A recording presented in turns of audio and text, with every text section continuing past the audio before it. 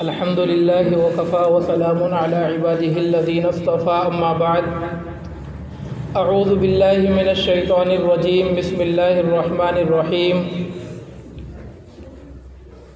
النبي أولى بالمؤمنين من أنفسهم صدق الله العظيم۔ محترم حضرات اور معزز سامعین اکرام، یہ ربیع الاول کا مہینہ اور اس سے پہلے 2 جمعے کو میں نے آپ کے سامنے 12 ربیع الاول یعنی کہ 12 وفات کے بارے میں کچھ باتیں عرض کی تھیں۔ یہ جو میں نے آپ کے سامنے آیت کریمہ پڑھی ہے، اس میں اللہ تبارک و تعالیٰ نے ارشاد فرمایا کہ نبی کی زندگی اور نبی یہ زیادہ حقدار ہیں اور زیادہ بہتر ہیں اس بات کے کہ مسلمانوں کی جانوں سے بھی زیادہ، یعنی انسان اپنے سے زیادہ نبی کی زندگی کو جانے اور نبی کو پہچانے کہ نبی کی سیرت اور نبی کی صورت کیا ہے۔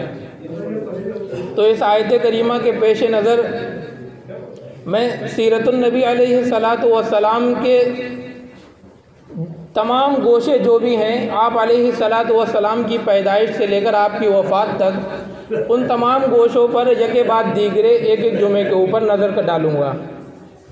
سب سے پہلے حضور اکرم صلی اللہ علیہ وسلم کی پیدائش سے بھی پہلے کی بات میں آپ کو لے کے چلتا ہوں کہ عرب کے اندر جو آپ کی پیدائش ہوئی تو عرب کے جو لوگ تھے، کیا وہ عرب ہی کے رہنے والے تھے یا کوئی اور قبیلہ دوسری جگہ سے بدر ہو کر کے آیا تھا؟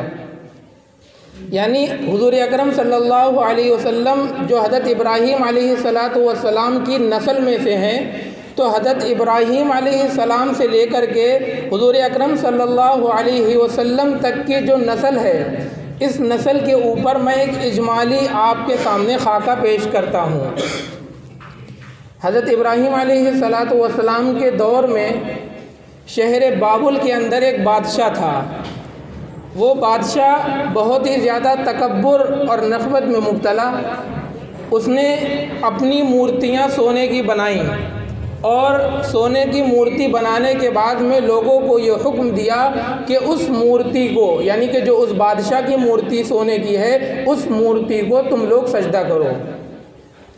جب بادشاہ اس حد تک گر گیا تو اس وقت حضرت ابراہیم علیہ السلام نے اپنی بیوی سارہ کو وہاں سے لے کر کے ہجرت کی اور ہجرت کر کے آپ مصر میں آئے۔ میں حضرت ابراہیم علیہ السلام کو بالتفصیل نہیں بیان کر رہا، بلکہ حضور اکرم صلی اللہ علیہ وسلم کی نسل کا جو تعلق ہے، میں اس تعلق کو وہاں سے لے کر کے آ رہا ہوں۔ حضرت ابراہیم علیہ السلام نے شہر بابل سے ہجرت کر کے مصر آئے۔ مصر میں جو بادشاہ تھا، بادشاہ رقیون، وہ بادشاہ کا بھی تعلق وہیں سے تھا، بابل سے۔ تو اس نے اولاً تو حضرت ابراہیم علیہ السلام کی بیوی حضرت سارہ کو اپنانے کی کوشش کی، لیکن جب اس کو یہ معلوم ہو گیا کہ یہ ایک نبی ہیں اور حضرت سارہ ایک نبی کی بیوی ہیں، تو اس نے اپنی بیٹی، اس بادشاہ نے اپنی بیٹی یعنی کہ اپنی شہزادی حضرت ہاجرہ حضرت ابراہیم علیہ السلام کو دی۔ یہ بات آپ دھیان سے سنیے گا، آپ نے سنا ہوگا کہ حضرت سارہ حضرت ہاجرہ کی لونڈی اور ان کی غلام تھیں۔ میں کہہ رہا ہوں کہ مصر کے بادشاہ رقیون نے اپنی بیٹی یعنی کہ اپنی شہزادی حضرت ابراہیم علیہ السلام کو دی۔ اب یہ بات کہاں تک صحیح ہے کہ حضرت سارہ کی غلام تھی حضرت ہاجرہ؟ تو یاد رکھیے گا کہ یہ یہودیوں کی روایت ہے اور ان یہودیوں ہی کی روایت پر اعتبار کر کے جہاں بھی کہا گیا ہے وہ یہ لکھا گیا ہے کہ حضرت ہاجرہ حضرت سارہ کی غلام تھیں۔ یہ بات کیوں انہوں نے کہی ہے، اس کی وجہ میں آپ کو بتاتا ہوں۔ اس کی وجہ یہ ہے کہ جو بنو اسماعیل ہیں، جب یہ بات ثابت ہو جائے گی کہ حضرت ہاجرہ غلام تھیں حضرت سارہ کی اور ان کی لونڈی تھیں، تو جو بنو اسماعیل ہیں اور جو جتنی بھی اولادیں حضرت اسماعیل کی اور یہاں تک کہ حضور اکرم صلی اللہ علیہ وسلم بھی اور پورا کا پورا عرب، یہودی ان کا مذاق اڑانے کے لیے انہیں حضرت سارہ کے غلام کہا کرتے تھے۔ تو انہوں نے یہ بات چلا دی کہ حضرت ہاجرہ حضرت سارہ کی لونڈی ہیں۔ رحمۃ للعالمین کے اندر قاضی سید سلیمان منصور پوری رحمۃ اللہ علیہ نے لکھا ہے کہ بادشاہ رقیون یعنی مصر کے جو بادشاہ ہیں ان کی بیٹی اور ان کی شہزادی تھی حضرت حاجرہ، اور آگے چل کر ایک جگہ پر حاشیے میں لکھتے ہیں کہ اگر یہ بات مان بھی لی جائے، یہودیوں کی یہ بات تسلیم بھی کر لی جائے کہ حضرت حاجرہ حضرت سارہ کی لونڈی تھی، تو اس بات کو انہوں نے ثابت کیا ہے کہ بنو اسماعیل پر اس پر کوئی بھی فرق نہیں پڑتا، کیونکہ حضرت حاجرہ کی یہ فضیلت ہے۔ تورات میں لکھا ہے حضرت حاجرہ کے پاس فرشتے خود آیا کرتے تھے اللہ کا پیغام لے کر، لیکن حضرت سارہ کے پاس میں پیغام لے کر فرشتے نہیں آتے تھے، بلکہ حضرت ابراہیم علیہ السلام کے واسطے سے انہیں بچے کی خوشخبری سنائی گئی تھی۔ تو مصر کے بادشاہ نے اپنی بیٹی حضرت حاجرہ کو حضرت ابراہیم علیہ السلام کو دے دیا۔ حضرت ابراہیم کی پہلی اولاد حضرت حاجرہ سے ہوئی حضرت اسماعیل علیہ السلام، اور دوسری اولاد حضرت سارہ سے ہوئی حضرت اسحاق علیہ السلام۔ حضرت اسماعیل کے بھی 12 بیٹے، حضرت سارہ کے بھی 12 بیٹے، حضرت اسحاق کے بھی 12 بیٹے۔ حضرت اسحاق کے جو 12 بیٹے تھے ان سے بنو اسرائیل کی پوری نسل چلی اور اس کے اندر تمام کے تمام نبی آتے گئے، اور حضرت اسماعیل کی بھی 12 اولاد تھی۔ حضرت ابراہیم نے حضرت اسحاق کو بھیج دیا شام کی طرف، اپنے ننہال کی طرف، اور حضرت اسماعیل علیہ السلام کو بھیج دیا مکہ کی طرف۔ ان لوگوں کی نسل چلتی رہی اور دھیرے دھیرے تمام علاقوں کے اوپر ان کی حکومت آتی رہی۔ حضرت اسماعیل علیہ السلام کے ایک لڑکے ہیں قیدار کی جو اولاد ہے وہ خاص طور پر مکہ میں آ کر کے رہی، اور قیدار کی اولاد میں سے پھر نمبر آتا ہے عدنان کا۔ یہ عدنان حضور اکرم صلی اللہ علیہ وسلم کی نسل میں 20ویں نمبر پر ان کی پیڑھی آتی ہے۔ حضور اکرم صلی اللہ علیہ وسلم کا جو نسب مبارک ہے وہ 12 پیڑھی تک یعنی 12 نسل تک مسلم ہے، محفوظ ہے، اور بخاری کی روایت سے ثابت ہے۔ اور 20 کے اوپر کا جو سلسلہ نسب گنایا جاتا ہے عام طور پر وہ صحیح طور پر ثابت نہیں ہے۔ محمد بن سعد نے اپنی کتاب طبقات الکبریٰ کی جلد 1 کے اندر نقل کیا ہے، حضرت عبداللہ ابن عباس سے روایت ہے کہ اللہ کے نبی علیہ السلام جب اپنا نسب گناتے تھے تو 20ویں نمبر پر یعنی عدنان پر جا کر کے رک جایا کرتے تھے، اور پھر فرماتے تھے کذب النصابون کہ نسب بیان کرنے والوں نے اس کی آگے غلطی کی ہے اور انہوں نے جھوٹ بولا ہے۔ اسی طریقے سے علامہ سہیلی روض الانف کی جلد 1 میں نقل کرتے ہیں امام مالک کا قول۔ امام مالک سے جب پوچھا گیا کہ حضور سے لے کر حضرت آدم تک کا سلسلہ نسب محفوظ ہے تو امام مالک غصہ ہو گئے۔ جب پوچھا گیا کہ اللہ کے نبی سے لے کر حضرت اسماعیل تک کا سلسلہ نسب محفوظ ہے تو اس پر بھی انہوں نے ناراضگی کا اظہار کیا۔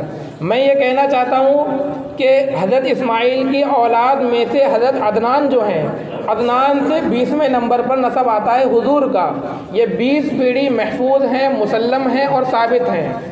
حضور کی ان 20 پیڑھیوں کا نسب اس طریقے سے ہے: محمد بن عبداللہ بن عبد المطلب بن ہاشم بن عبد مناف بن قصی بن کلاب بن مرہ بن کعب بن لوئی بن غالب بن فہر بن مالک بن نذر بن کنانہ بن خزیمہ بن مدرکہ بن الیاس بن مضر بن نذر بن معد بن عدنان۔ یہ 20 نسل حضور اکرم صلی اللہ علیہ وسلم کی عدنان تک محفوظ ہیں اور ثابت ہیں۔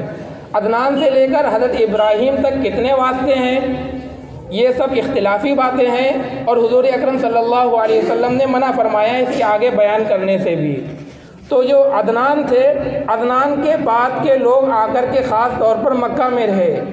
پھر مکہ میں رہنے کے بعد میں جب نمبر آیا قصی کا، جو حضور اکرم صلی اللہ علیہ وسلم کے پردادا ہاشم کے دادا ہیں، ہاشم کے ابا عبد مناف کے ابا قصی، تو قصی کا جب نمبر آیا اس سے پہلے بنو جرہم حضرت اسماعیل علیہ السلام نے اپنا نکاح جس قبیلے کے اندر کیا تھا، بنو جرہم کے لوگ تھے جو یمن میں رہنے والے تھے۔ اس قبیلے کے اندر فاقہ ہوا اور وہ لوگ یمن کو چھوڑ کر کے مکہ آ کر کے رہنے لگے، تو اس قبیلے والوں سے اختلاف ہوا، انہوں نے بنو اسماعیل کو مکہ سے نکال دیا۔ مکہ سے نکالنے کے بعد میں جب ان کا نمبر آیا قصی کا، تو انہوں نے پھر مختلف قبائل کو اکٹھا کیا مکہ سے، اور اس کے بعد میں مکہ میں آئے اور مکہ سے آ کر کے اپنی جتنی بھی تعلقات تھے ان کو واپس لیا اور بنو جرہم کو وہاں سے کے نکال دیا۔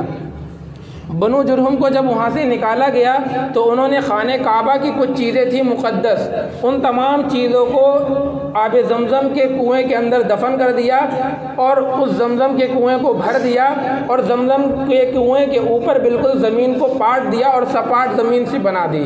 یہ کرنے کے بعد میں اس قبیلے والے مکہ سے چلے گئے اور قصی کا نمبر آیا۔ قصی کے بعد میں عبد مناف کی سرداری آئی، عبد مناف کے بعد میں ہاشم کی سرداری آئی، پھر عبد المطلب کی سرداری آئی اور اس کے بعد میں ابو طالب کی سرداری آئی۔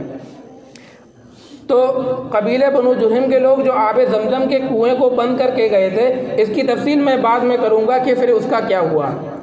قصی کے بعد میں جب عبد مناف کا نمبر آیا اور ان کی سرداری آئی، عبد مناف کی 3 اولاد ہوئیں، اس میں سے ہاشم جو آپ کی اولاد ہیں، ہاشم نے 5 نکاح کیے۔ انہی ہاشم کی جو اولادیں ہیں، ہاشم نے 5 نکاح کیے، ان 5 بیویوں سے جو ان کی اولادیں ہیں ان سب کو بنو ہاشم کہا جاتا ہے۔ آپ نے پڑھا ہوگا کہ حضور کا سلسلہ بنو ہاشم سے ہے، تو ہاشم کی جو 5 بیویاں ہیں ان 5 بیویوں کی جو اولاد ہیں ان تمام کو بنو ہاشم کہا جاتا ہے۔ ان کے 4 لڑکے تھے اور 5 لڑکیاں تھیں۔ ہاشم کی میں آپ کو وجہ بیان کر دوں کہ ہاشم کو ہاشم کیوں کہتے ہیں۔ مکہ میں ایک مرتبہ قحط پڑا تو ہاشم نے سالن کے اندر روٹیوں کو گھول کر لوگوں کو پلایا۔ ہاشم کے معنی آتے ہیں چور چور کر کھلانے والا اور چور چور کرنے والا، تو انہوں نے روٹیوں کے ٹکڑے کر کر سالن میں مکہ کے لوگوں کو کھلایا، تو اس وجہ سے ہاشم کو نام ہاشم رکھ گیا۔ ہاشم نے مدینہ کا سفر کیا۔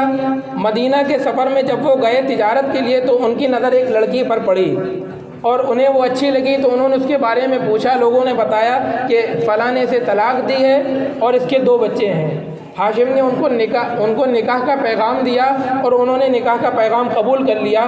ان کا نام ہے سلمہ بنت عمر بن زید، یہ حضور اکرم صلی اللہ علیہ وسلم کی پردادی ہیں۔ تو ہاشم نے سلمہ بنت عمر بن زید سے نکاح کیا، ان سے ان کی اولاد ہوئی عبد المطلب جو حضور کے دادا ہیں۔ عبد المطلب کا نام تھا شیبہ، شیبہ کے معنی آتے ہیں سفیدی کے، تو آپ کے دادا کے سر کے اندر ایک بال سفید تھا جس کی بنا پر آپ کو شیبہ کہا جاتا تھا۔ عبد المطلب کس طریقے سے نام پڑا وہ بھی میں آپ کو بتاؤں گا۔ ہاشم اس کے بعد میں تجارت کے لیے نکل گئے اور ان کا انتقال ہو گیا۔ حضور کے دادا عبد المطلب اپنی نانی کے گھر اپنے ننیحال میں مدینہ کے اندر اپنی ماں سلمہ بنت عمر بن زید کے ساتھ میں رہنے لگے۔ جب عبد المطلب کچھ بڑے ہوئے تو ان کے ایک چچا تھے مطلب ان کو لینے کے لیے آئے مکہ سے مدینہ اور وہ ان کو لے جانے لگے۔ تو حضور کے جو یہ دادا تھے عبد المطلب، ان کی حیت یہ تھی کہ پراگندہ بال ہو رہے تھے اور گندے سے لگ رہے تھے دیکھنے میں۔ تو جب ان کے چچا مطلب مکہ میں لے کر کے گئے، لوگوں نے پوچھا یہ کون ہے، تو وہ بیچارے یتیم ہو چکے تھے، تو انہوں نے ڈر کے مارے کہہ دیا کہ یہ میرے غلام ہیں۔ عبد کے معنی آتے ہیں غلام کے، تو لوگوں نے یہ مشہور کر دیا یہ مطلب کے غلام ہیں، یعنی کہ عبد المطلب ان کا اس وقت سے نام رکھ گیا۔ عبد المطلب جب ان کا نام رکھ گیا اور وہ مکہ میں آئے، اور آنے کے بعد میں پھر انہوں نے نکاح کیا فاطمہ بنت عمر بن عائص سے۔ عبد المطلب نے کل 6 نکاح کیے، اس میں سے ان کی 10 لڑکے ہوئے اور 6 لڑکیاں ہوئیں، یعنی حضور کے 10 چچا تھے اور 6 پھوپھیاں تھیں۔ ان 10 چچاؤں میں سے حضرت حمزہ اور حضرت عباس ایمان لے کر کے آئے، اور پھوپھیوں میں سے حضرت صفیہ ایمان لے کر کے آئیں۔ 2 پھوپھیاں عاتقہ اور برہ، ان دونوں کے ایمان کے سلسلے میں اختلاف ہے۔ حضور کے جو سگے چچا تھے وہ 3 تھے، ابو طالب، زرار اور عبد الکعبہ، یہ 3 سگے چچا تھے جن میں سے کوئی بھی ایمان لے کر کے نہیں آیا۔ حضور کی جو سگی دادی تھی وہ تھی فاطمہ بنت عمر بن عائص۔ اس کے بعد عبد المطلب نے ایک مرتبہ حتیم کے اندر سو رہے تھے اور وہاں پر انہوں نے خواب دیکھا کہ خواب میں آ کر کوئی کہہ رہا ہے کنویں کو کھودنے کے بارے میں۔ یہ وہی کنواں ہے کہ جب قبیلے بنو جرہم کو قصی نے نکالا تھا تو انہوں نے خانہ کعبہ کی چیزوں کو اس کنویں کے اندر لا کر دفنا دیا تھا اور اس کنویں کو بالکل بند کر دیا تھا۔ उस कुएं को खोदने के बारे में अब्दुल मुत्तलिब ने ख्वाब देखा, ख्वाब क्या देखा और किस तरीके से वो कुआं खोदा, इसकी तफसील इंशाअल्लाह अगली मरतबा में करेंगे। अल्लाह तबारक व तआला नबी अकरम सल्लल्लाहु अलैहि वसल्लम की सीरत को और आपकी सूरत को ज़्यादा से ज़्यादा जानने की और उसको महफूज रखने की हम सबको तौफीक दे और उसके मुताबिक अमल करने की तौफीक अता फरमाए। आमीन।